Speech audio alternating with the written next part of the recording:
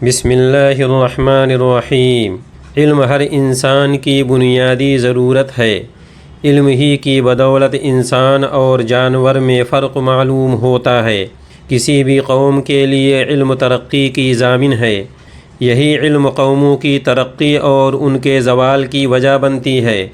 اسلام نے شروع سے ہی علم حاصل کرنے پر زور دیا ہے اور ضرورت کے مطابق علم سیکھنے کو فرض قرار دیا ہے۔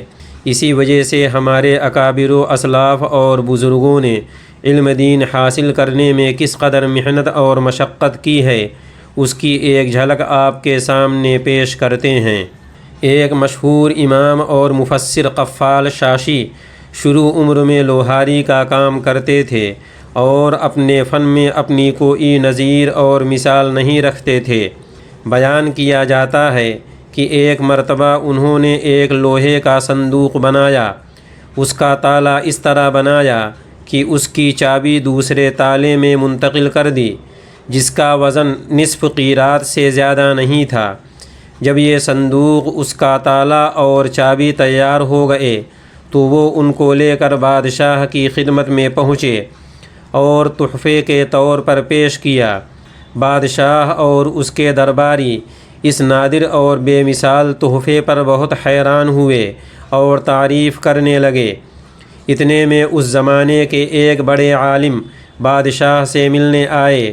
انہیں دیکھ کر بادشاہ اپنی جگہ سے اٹھ کھڑا ہوا اور بڑی تعظیم و تکریم اور عزت کے ساتھ انہیں اپنی جگہ لا کر بیٹھایا اور خود ادب سے ایک طرف بیٹھ گیا۔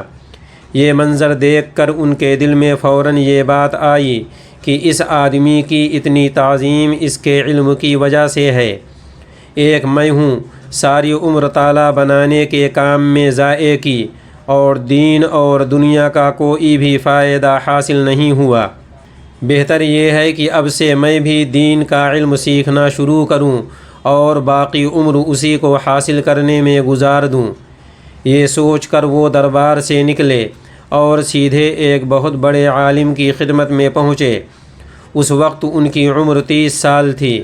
جب انہوں نے اس بڑے عالم کو اپنا مقصد بتایا تو وہ بہت حیران ہوئے اور بولے، 30 سال کے بوڑھے طوطے ہو کر اب کیا پڑھو گے؟ سینگ کٹا کر بچھڑوں میں شامل ہونے سے کیا ملے گا؟ مگر امام قفال نے ان کی ایک نہیں سنی اور دین کا علم سیکھنے پر اڑے رہے۔ مجبوراً بڑے عالم صاحب نے کہا، تم مانتے ہی نہیں ہو تو آؤ تمہارا امتحان لیتا ہوں۔ دیکھو ایک جملہ تمہیں بتاتا ہوں، کل صبح اسے یاد کر کے لانا اور مجھے سنانا، دیکھوں تو صحیح کہ کیسا یاد کرتے ہو۔ یہ کہہ کر اس عالم نے ایک جملہ بتلا دیا۔ امام قفال ایک ستون کے پیچھے جا کر بیٹھ گئے اور اس جملے کو یاد کرنے لگے۔ 1000 مرتبہ اسے دہرا کر دوسرے دن حاضر ہوئے۔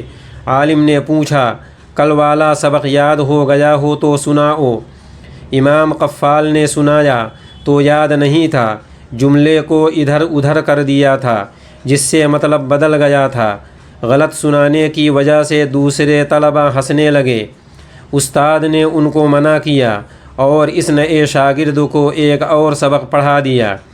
اس طرح 1 سال گزر گیا، مگر امام قفال جیسے پہلے علم سے کورے تھے ویسے ہی کورے رہے۔